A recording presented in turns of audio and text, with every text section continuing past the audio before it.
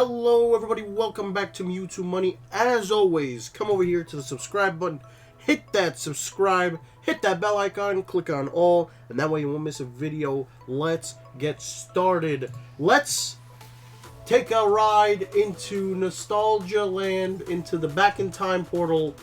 Mega Rayquaza EX, let's take a look.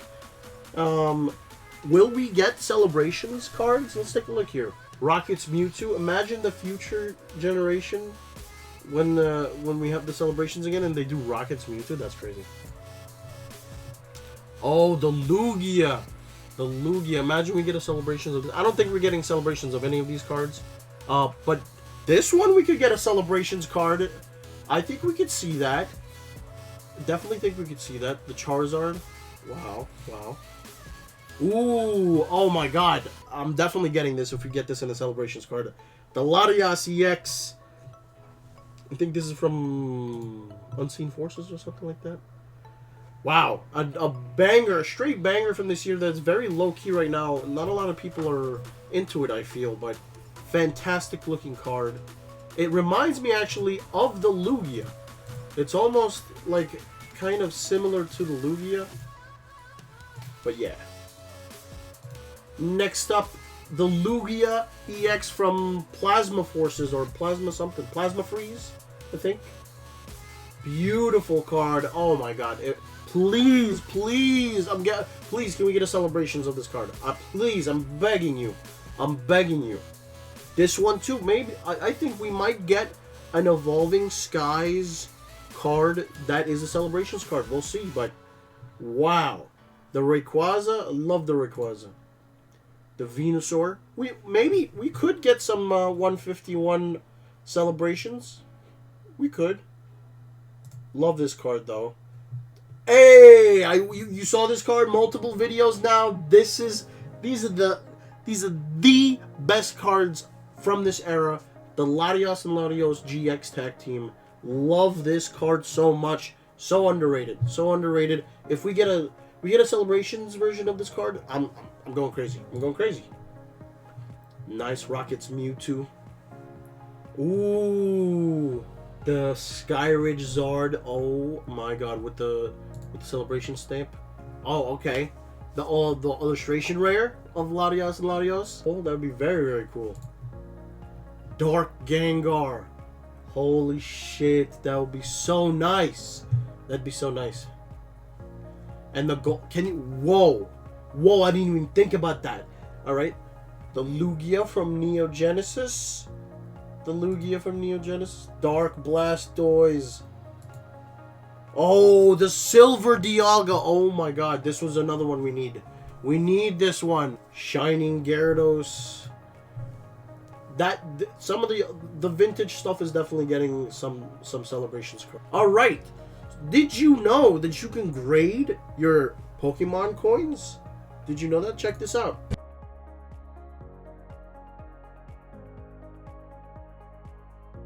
So PSA actually grades these coins. So this is going to be a new wave of things. Go ahead, go look through your old collection. If you have a nice, good-looking coin that you kept in good condition, these coins actually go for a lot.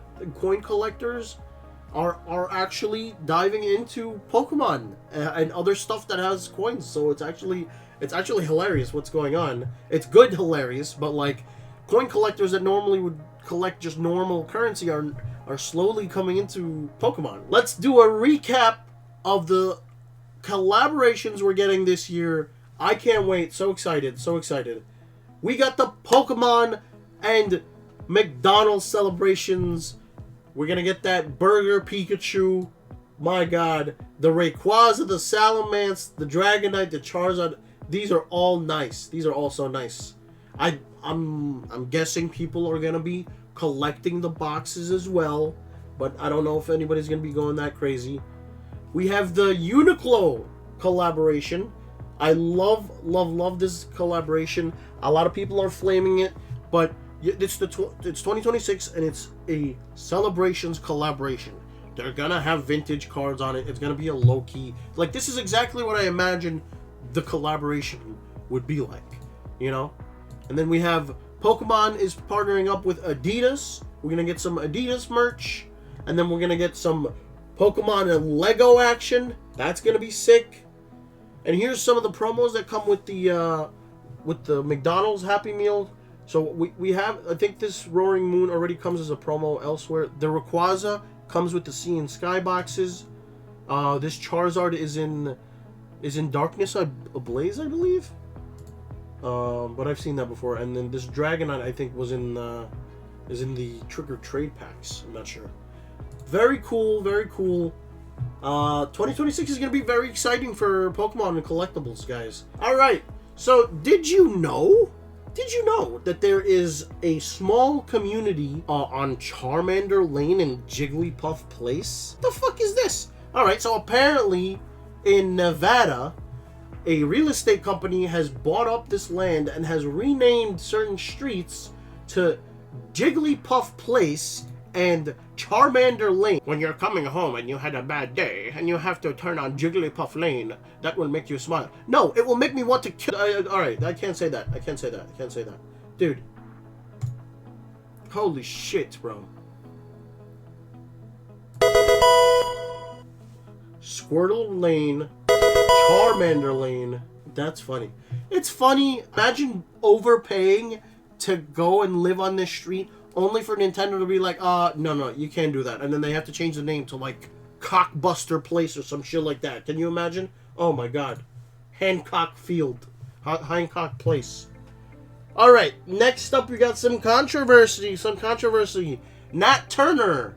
He has responded to some transparency concerns. So he goes, orders or certain cards from certain orders are occasionally reviewed for quality purposes, with adjustments made if it was determined an error was made in the grading process or otherwise. This order was still at PSA and hadn't been shipped out yet, making it eligible to be reviewed. For example, occasionally, so this is the response, by the way, to the PSA 9s getting upgraded to PSA 10s after they've been bought back. So he goes, for example, occasionally PSA card unfortunately misses a counterfeit card and it gets through the process and we're alerted to it and will review it and deactivate the cert even though we already graded it. Or a card had its grade swapped with another card in the same order and labels need to be fixed. Or in this case, a few cards in order received lower grades than the cards warranted initially and were adjusted after being re-reviewed. Mistakes can happen, although they're rare on a % basis. I believe this. It is very shady, but with a company that's grading so many cards on a daily basis, this is normal. They're hiring people, they're training people. We don't have that many trained human graders, and it's essential. I don't care what TAG says. I don't care what all these grading companies say. You cannot have a fully AI setup. It is impossible. It's impossible. You need a human there to review the AI's work, to review the AI report. And as mentioned in a previous video, I think PSA is working on that. We'll get some good news on that. I hope so later into 2026. All right, next up, we got some crazy sales. So first up, we got the first edition Charizard earlier this week, just sold for $550,000. Holy shit, who's paying this much? Who's got this money? You know, would you rather buy a really expensive car that requires insane amounts of maintenance, or you spend money on an appreciating asset? Next up, we got the Trophy Pikachu first and second tournament promo. That looks very cool. This is in the PSA 9 though. Can you imagine how much a 10 will go for? That's crazy. So in a 9, this sold for $450,000. There's only 5 in population. Crazy. This is the Trophy Pikachu Silver. This one's in the PSA 8. $275,000. And then we have the Trophy Pikachu Bronze. This is in a PSA 7. $225,000. Alright, next up, shout out to Collector. We have the Southern Islands Mew in a PSA 10. and that went for $2,800, and there's only 200 in population. But the Bubble Mew that has 14,000 in population is 1,700. Something with this much out there. Yes, I understand that there's a lot of collectors with firm holding hands, but I think this card, because of the lower amount in population, even though it's a promo, and I think it's probably mass printed, it's older, vintage, less out there altogether. I think Bubble Mew is probably going to correct down to like $800. It's a little bit too elevated right now. It needs to come down and correct hard. So that's just an example. So there's a lot more examples out there. Go ahead, take a look. You'll see there's a lot of low population cards out there that people aren't looking into. You'll see some hidden gems out there. This is a Pokemon channel. You gotta take a look at some stuff that's been on fire this year. Take a look at these Luffy cards. They're up 92% this year. Oh my god. One Piece is on pace, on track to outpace Pokemon probably for the next decade, because this is absolutely insane. This is the Championship Super Pre-Release Winner promo. It sold earlier this year for $1,500, and now it's at $6,000. That's crazy. The event pack, serialized event pack, a lot of these cards are still out there, but price is actually finally catching up.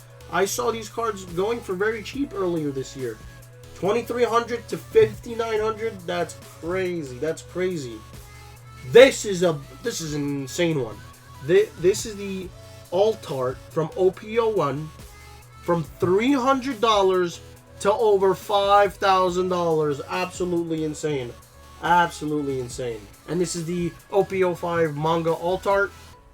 Earlier this year, I thought earlier this year was a little bit too much to be paying for a card, but boy was I wrong. Boy was I wrong. This was actually a great pickup for this card, because now it's going for $8,000, and that's because these manga Altarts are essentially impossible to hit. And when you do hit them, it's just, in person they look absolutely amazing. I've been at card shops where people have hit it around me. I've never personally hit a manga Altart yet. Maybe this year is the year for me. Let's see. And finally, this douchebag back again. What the fuck is he saying? Let's see. This is the rarest and most valuable Pokemon card in the world. Pokemon as an asset class has outperformed the stock market by upwards of 3,000% in the last 20 years. This card is the best out of all of them. It is the 1-of-1 PSA 10 Pikachu Illustrator. Now, how much is the stuff around it worth? Yeah, I see a lot of diamonds. A lot of diamonds. Right. I paid $75K for this custom chain. I love Pokemon more than anything. I have one tattoo on my body. It's a Squirtle. How much did you pay for that card? I'm dating myself. It's fine. How much did you pay for it, and how much is it worth? Yeah, great question. I paid $5.3 million for this card. Wow. I set a Guinness World Record for the most expensive Pokemon card ever sold back in 2022, after I wore it out to my WrestleMania debut around my neck like this. And your question, how much is it worth? We will see. I don't know. I am finally, after years of Ken Golden convincing me to sell this thing at auction, I'm sending it to auction this February. So this is the rarest and... Yeah, so just to let you know, he's saying he normally wouldn't let this go to auction, but Ken Golden convinced him. We really convinced him that hard? Or is Logan Paul trying to capitalize on a hype market, and we are gonna get the dumpiest dump? Keep thinking long term. Intelligence is key here. You are part of the strong hands. You hold during these downturns, and you move cards through hype markets. How could I flip some of this stuff to acquire more in my collection? A lot of people hate this mentality. Scalper, not scalper. Absolutely wrong. If you're in a market like this where things are being traded and you want to collect certain cards, then your whole plan is, I'm going to buy this card, I'm going to hold on to it, I'm going to trade it. When its value is higher, I'm going to trade it into another card that I want. It's very simple. It's very simple. It's a trading card game. Logan Paul is probably going to bring a massive hype spike into the market. So be careful out there and make sure you're having fun. Create it to think. Think, not react. Remember that. I'll see you in the next one.